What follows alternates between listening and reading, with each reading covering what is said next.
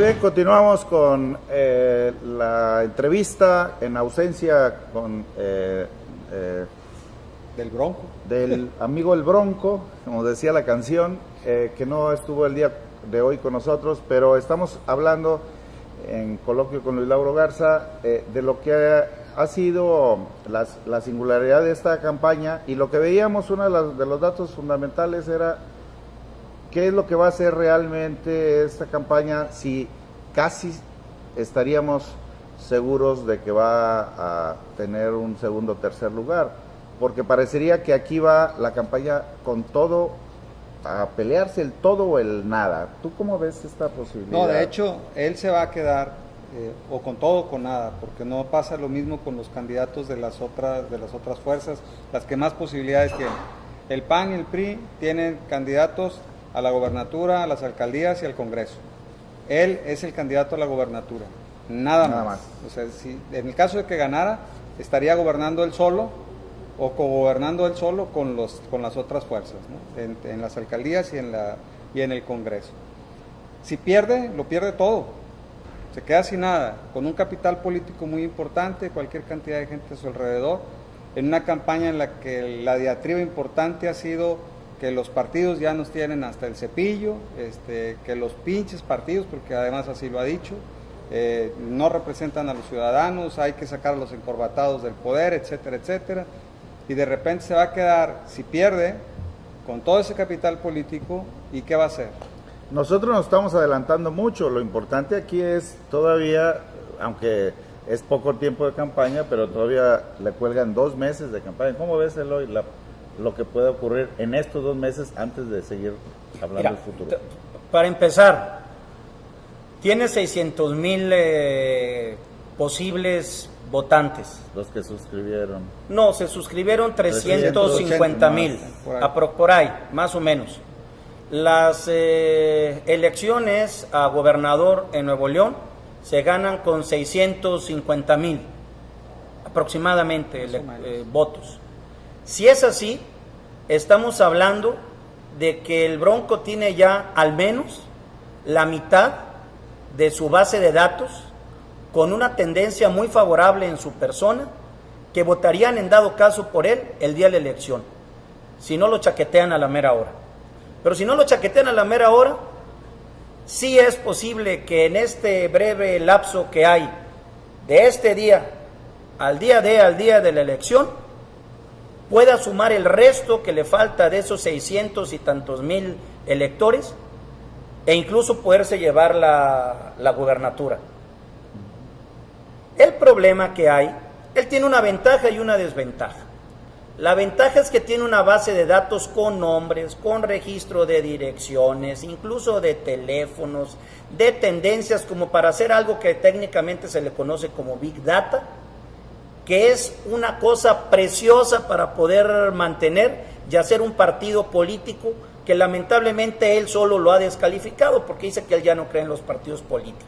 Entonces yo no sé qué va a hacer con esa base de datos de más de 350,000 registros, que le funcionan muy bien primero para haber obtenido esta candidatura ciudadana, pero que se puede quedar nada más ahí, o donarlos a alguna causa o a algún otro candidato, por arriba o por abajo del agua. Yo sé que no lo va a hacer porque al menos él se ha estado manejando, me lo ha dicho en sus discursos, lo he escuchado en la prensa con toda la integridad y con toda la honestidad del mundo. Entonces al final no sería capaz de levantarle la mano a nadie y menos de cederle toda esa cantidad de bases de datos a un candidato en lo particular. Como también ya descartó esos más de 350,000 registros, convertirlos en una base para hacer otro partido político, pues yo ya no sé qué va a pasar con toda esa base de datos. ¿Por qué? Porque también las bases de datos son muy efímeras, también son muy cambiantes, pero es una base de datos que no la tiene actualizada ni el PRI, ni la tiene actualizada el PAN.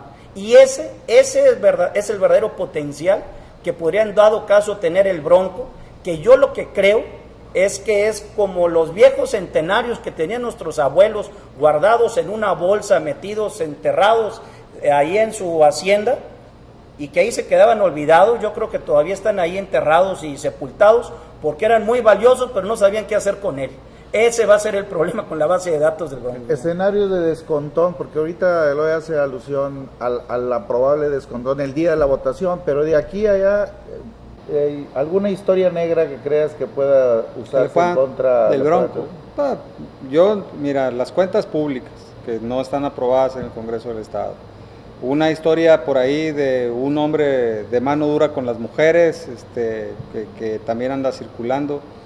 Pero más allá, pues no se le saben muchas cosas. Ahora, él ha estado capitalizando los dos eventos en los que se supone que lo quisieron matar. Los ha estado capitalizando muy bien.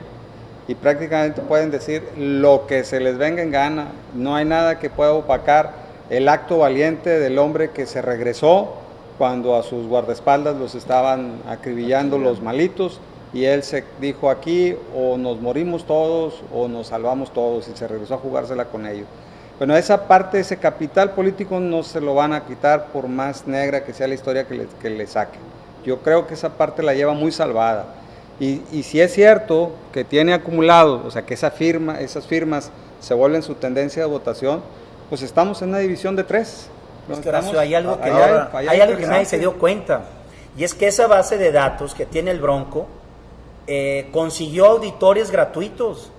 ¿Quiénes creen que son los auditores de esa base de datos que tiene el Bronco?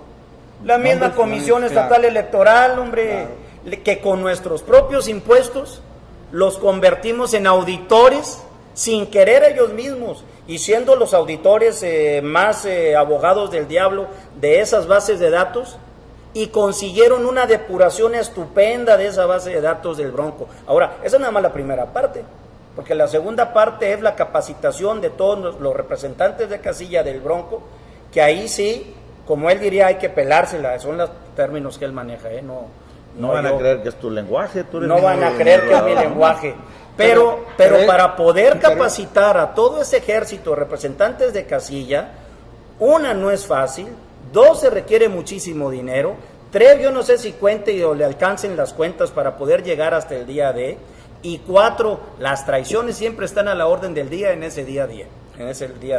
Entonces, ¿cuál traición puede ser? Que lo chaqueteen, que no asistan, que sea una especie de militancia soft, o sea, muy light, muy suave, que quizá ahora sí de palabra yo le diga al Bronco que sí lo voy a representar en la casilla donde él me mande a ser su representante, pero a la mera hora yo me quede en mi casa, o yo simplemente con toda la comodidad del mundo firme a favor de quien me diga que va ganando en ese momento. Bueno, todos estos imponderables es lo que debe de considerar ahora el Bronco, antes o de manera paralela a todo este discurso para crearse un personaje que ya lo tiene bien elaborado, y no lo digo en sentido despectivo otra vez ni peyorativo. El personaje está bien armado, está muy bien hecho, tiene mucha penetración dentro de las redes sociales, me parece que ha hecho mucho en muy breve tiempo. Creo que estas historias negras van a contradecirse completamente con la atracción o lo atractivo que pueda hacer el Bronco frente a las masas, como les gusta decir a algunos. Las grandes masas están del lado del Bronco. No sé si qué tan grandes masas sean, no sé si incluso si haya masas. Lo que sí sé es que sí hay una buena cantidad de nuevoleonenses que, derivado del hartazgo, más que de la figura propia del Bronco, hay una simpatía que él puede capitalizar muy bien.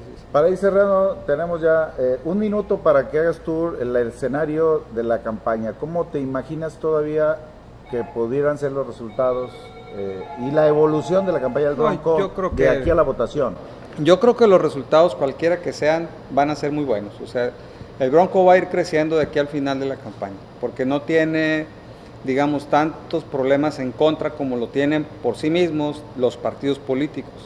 O sea, él como personaje, así como este personaje campirano, con el que todo el mundo se identifica, porque si bien es cierto, nosotros somos citadinos en la mayor parte en el estado de Nuevo León, también es cierto que hay una tendencia de simpatía hacia el pelado simpático norteño de sombrero, y ¿no?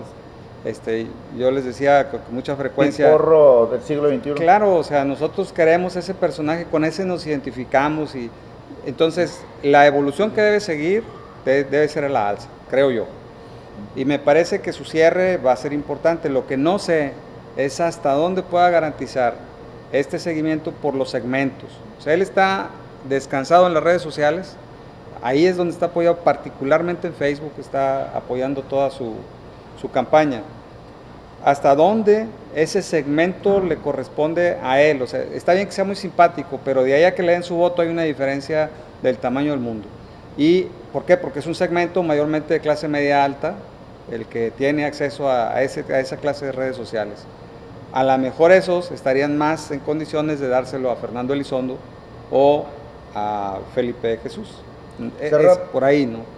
Cerramos, Eloy. ¿Tu pronóstico? Mi pronóstico es que no lo sé.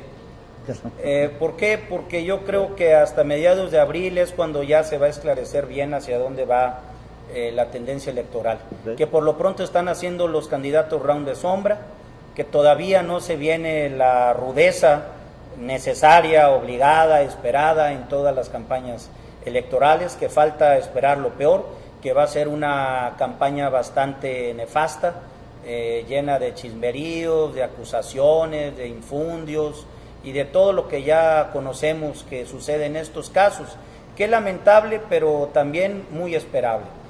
Si a eso se va a sumar el Bronco, como creo que lo va a hacer, como ya lo está haciendo además, bueno, pues adelante. Lo que sí hay que reconocerle dos cosas y con eso cierro.